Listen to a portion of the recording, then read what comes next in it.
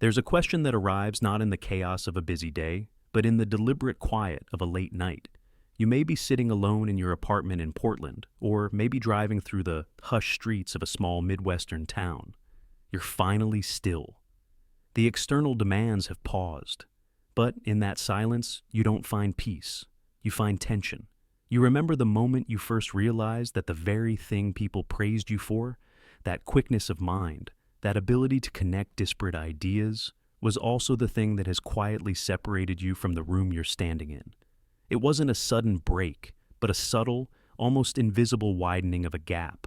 When did you first notice that the language of your mind had no corresponding voice in the world? That realization, that cold truth, is the quiet collapse we need to talk about. It is the core pain of high intelligence that the world celebrates loudly but never truly understands. You think differently. You observe differently.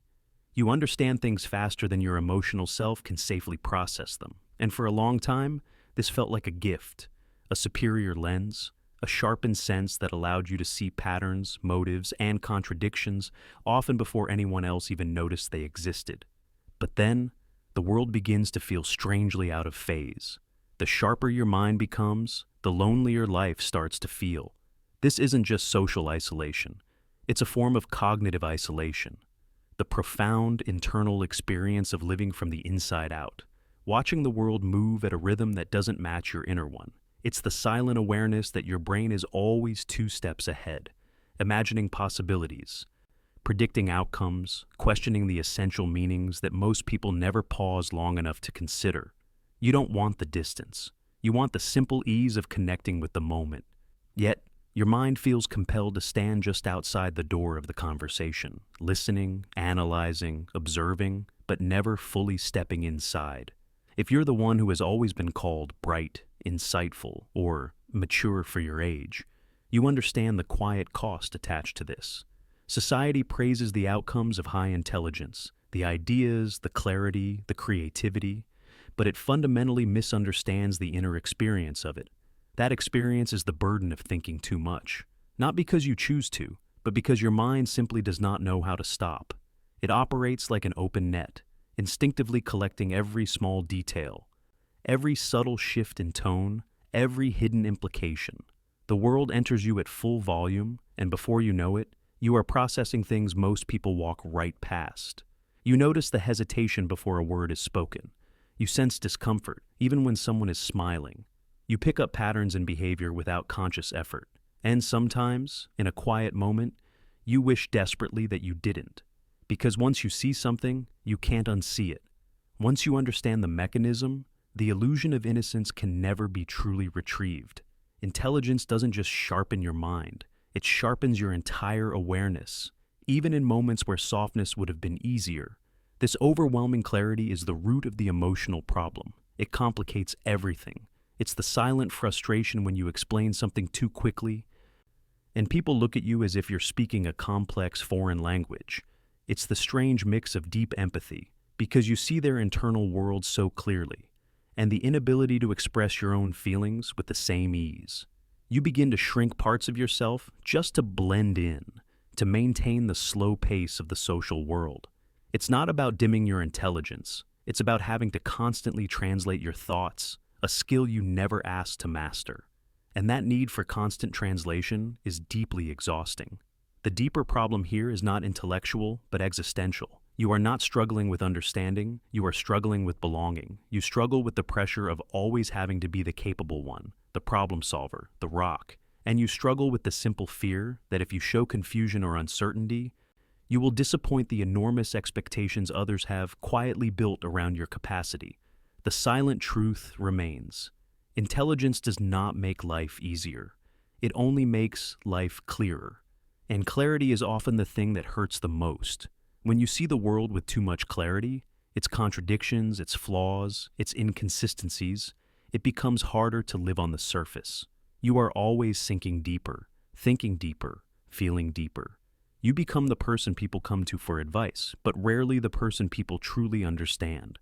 The smartest thing about you becomes the thing that keeps you awake at 3 a.m. This is the core emotional pain, the fear that your own mind is the distance you can never close. The deeper problem is that the mind, trained to solve, struggles desperately when faced with something that cannot be neatly fixed, the self. It's the hidden paradox of being highly insightful.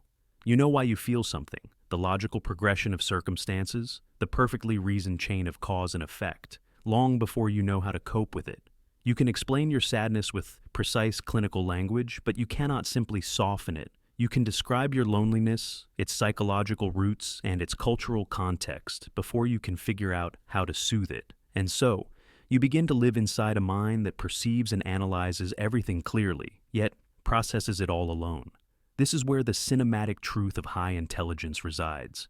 Imagine your mind not as a fast car, but as a glass-bottom boat. You are floating directly on the surface of an immense ocean of feeling. You can look down and see the entire topography of your emotional world clearly. The deep trenches of sadness, the sharp, chaotic reefs of anxiety, the vast, slow currents of your longing.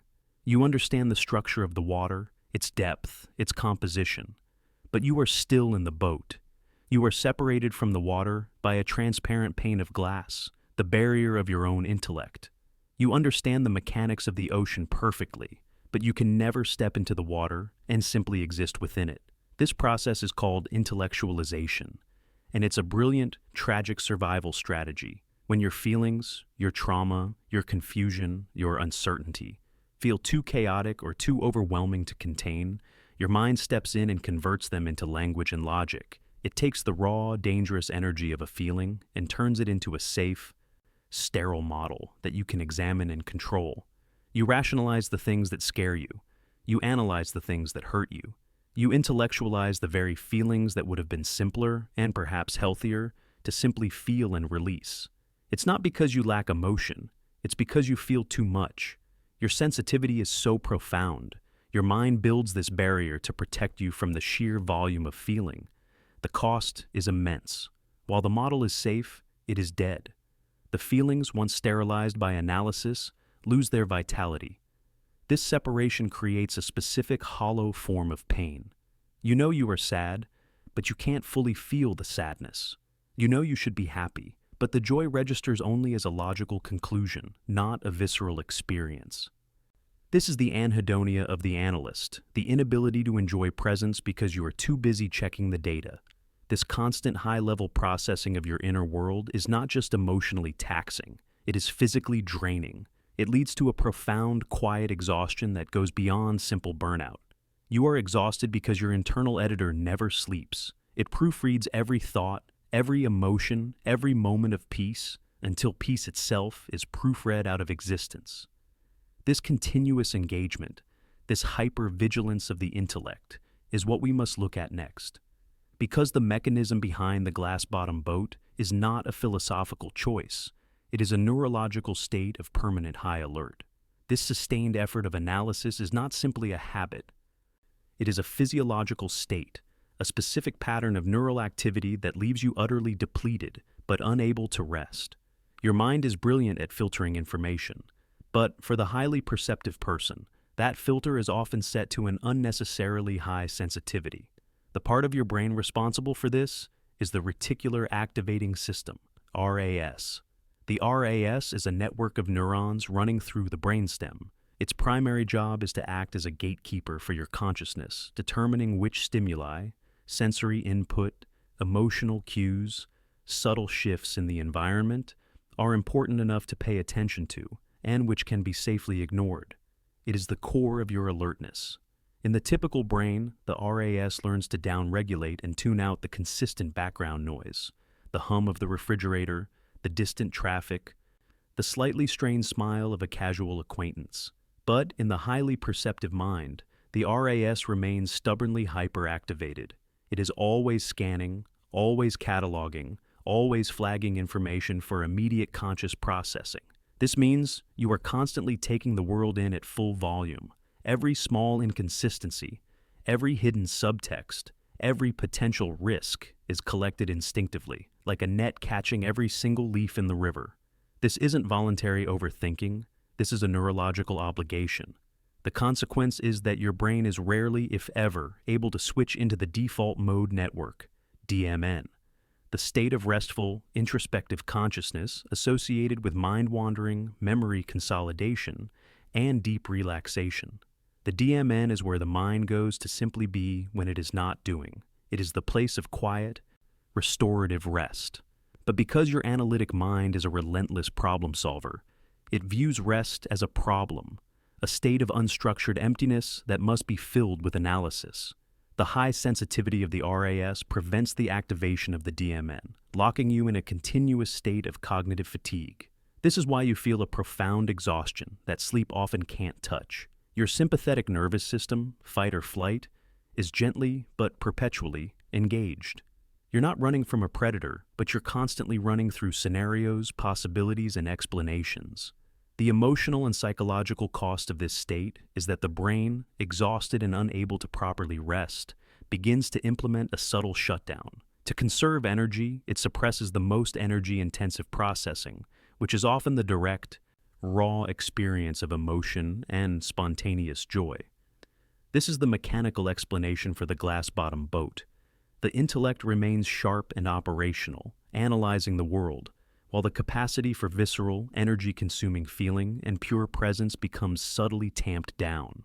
The exhaustion forces your mind to prioritize clarity, analysis over vitality, feeling. The paralysis is not laziness, it is conservation. You are locked into a self-perpetuating cycle, where the brilliance of your mind leads to a state of perpetual alertness, which then necessitates a psychological withdrawal from the emotional world to survive the sheer energy drain.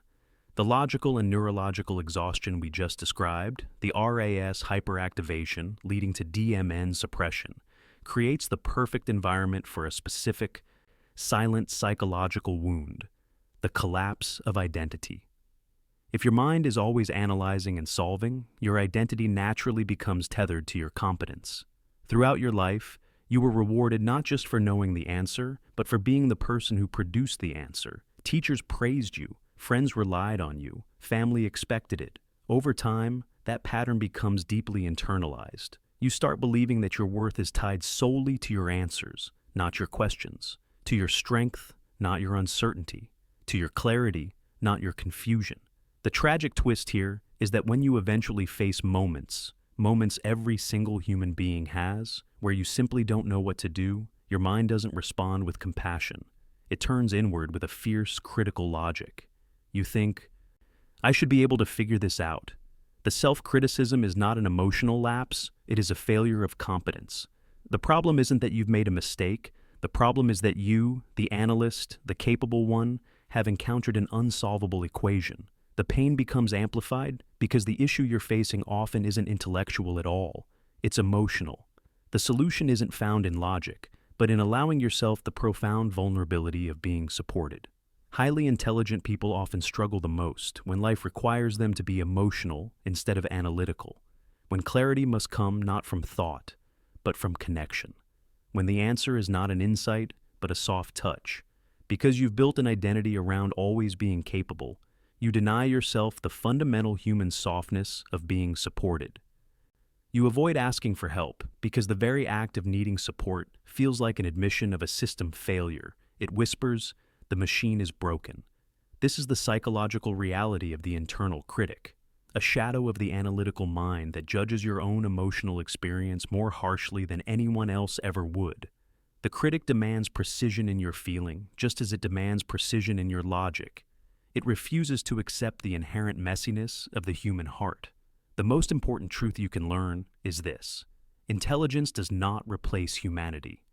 It does not give you immunity from heartbreak, confusion, doubt, or fear. It simply gives you more words to describe them, and sometimes more words make the feelings more complex, not less.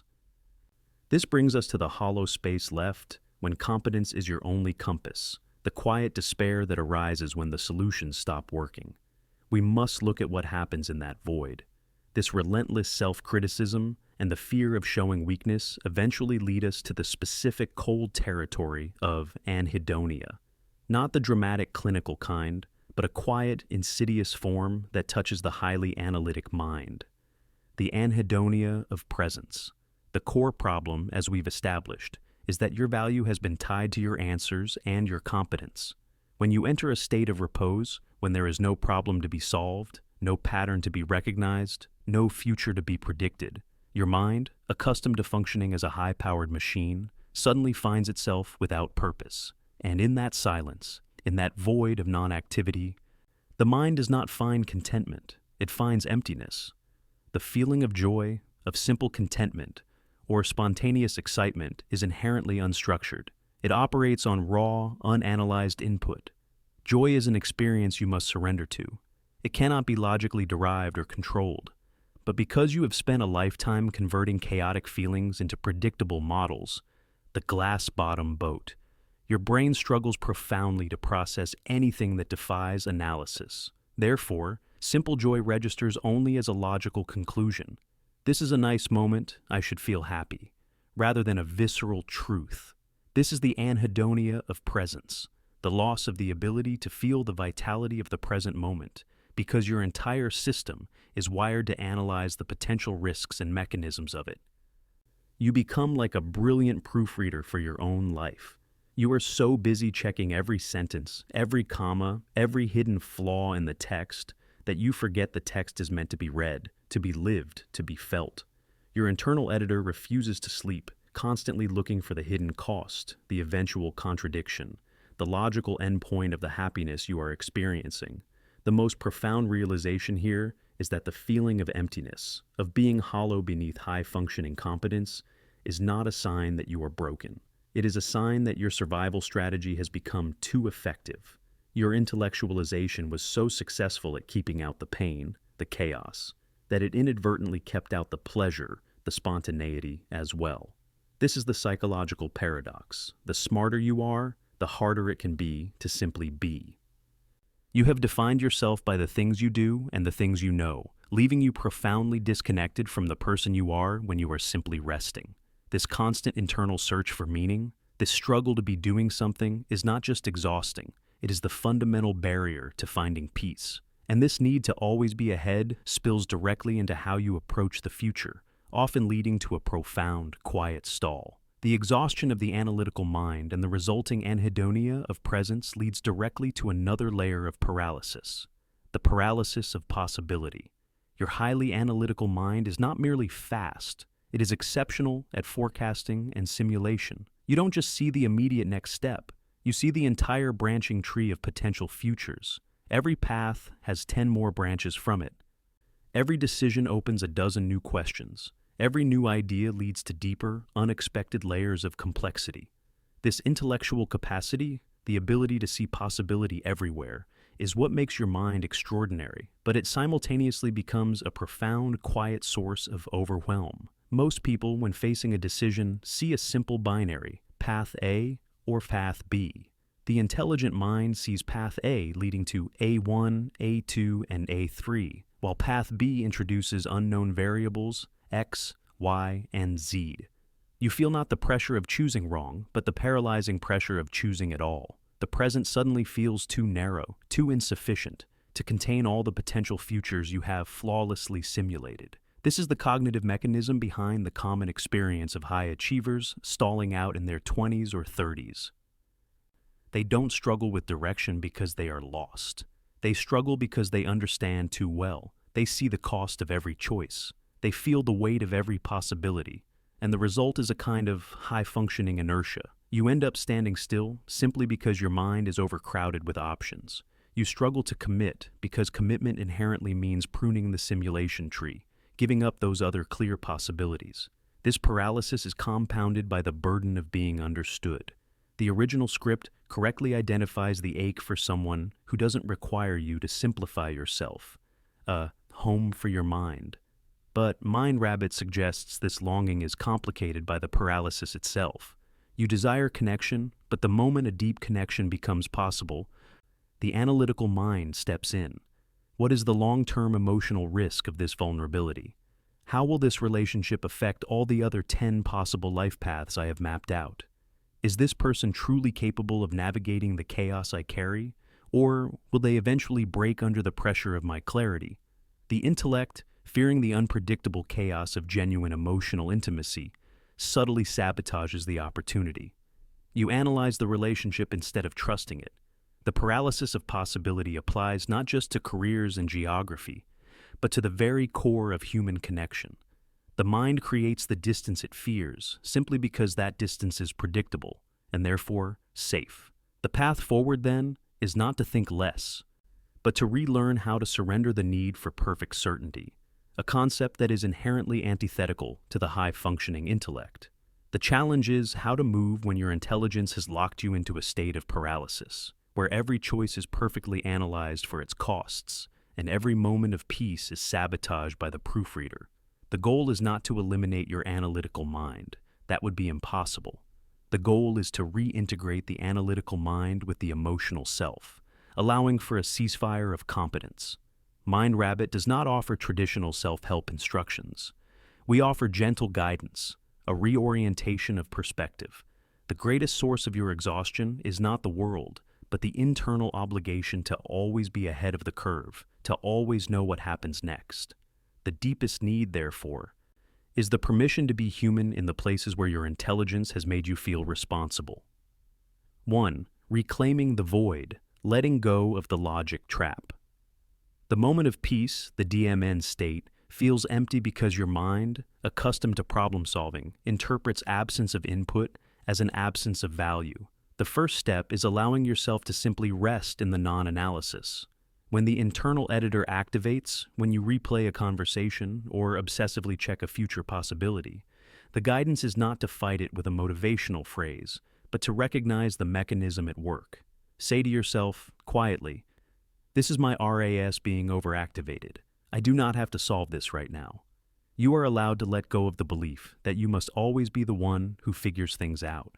The wisdom is not in knowing all the answers, but in understanding which questions are not yours to solve in the present moment. Your intelligence doesn't remove the need for comfort, patience, or reassurance. It simply gives you a clear vision of those needs. 2. The courage of the unpredictable. You fear emotional intimacy and commitment because they are fundamentally unpredictable. You can't model them perfectly. Yet, the only way to heal the Anhedonia of Presence is through spontaneity and vulnerability. Two things your analytical mind dreads. Vulnerability is not an intellectual concept. It is a physical surrender. It means allowing yourself to feel the messy, chaotic, unstructured feeling without immediately converting it into a safe, sterile model. It means trusting that even if a relationship or a path fails, your core self, the self that existed before your competence, will survive. The paradox here is simple. You must be willing to risk the messiness of the human heart to access the vitality that your intellectual armor has locked away. The complexity you feel is not a reason to withdraw. It is a profound engine for connection once you let down the glass pane. You may not always see them, but the world is full of people who also seek depth, who are willing to meet your complexity instead of fearing it. 3. The reintegration of the self. The final act of gentle guidance is the reintegration of the self, bridging the gap between the brilliant mind and the aching heart. Use your intelligence as a tool for self-compassion, not self-criticism. Instead of analyzing your sadness to find its flaw, analyze it to understand its need. Instead of critiquing your own uncertainty as a failure of competence, see it as a necessary pause before growth. The permission is this: you are allowed to slow down. You are allowed to be human in the spaces where your mind insists you must be a machine. You are allowed to feel uncertain, and you are allowed to need help, even if your mind whispers that you should be able to handle this alone. The mind you have is not a burden. It is a powerful lens, but a lens needs a quiet hand to steady it. Intelligence, when misunderstood, feels like a weight you carry alone. It lights up the world so brightly that you are forced to see every shadow, every flaw, every impending risk. But that light, the light of your clarity, is not meant to be a burden. It is meant to be a lantern. The real gift of intelligence is not in thinking faster than others, but in seeing deeper than the moment. It is in recognizing meaning where others see routine. It is in understanding the subtle, internal complexities that define the human condition, even your own. You do not have to carry the world simply because you can analyze its structure more clearly. You do not have to solve every problem simply because you see it before others do. You do not have to hide your depth simply because it is rare. The transformation will come not from trying to change the architecture of your mind, but from learning to trust it in its entirety, to embrace the way it thinks, and to honor the way it feels, to allow it to be both analytical and emotional, both logical and sensitive, without the internal self-critic demanding constant, impossible perfection. The weight you feel is the difference between your internal clarity and the world's simplicity, and that feeling is not a flaw. It is the reality of a complex mind living in a simple world. The ultimate truth is this: the cost of high intelligence is real, but the reward is equally real. That reward is the ability to live a life filled with depth, meaning, curiosity, and a profound, rare awareness of what it means to be alive. In moments of doubt, remember the quiet permission we found. The most intelligent thing a complex mind can do is let go. Let go of the pressure, let go of the expectation of certainty, and allow your unique light to simply illuminate the path without feeling the obligation to fix the landscape it reveals. It is time to move forward, not by being ahead of others, but by being aligned with yourself. And once you understand that, the weight begins to feel less like a burden and more like a path toward a deeper life, where your mind is not something you carry alone, but something you share, gently and authentically.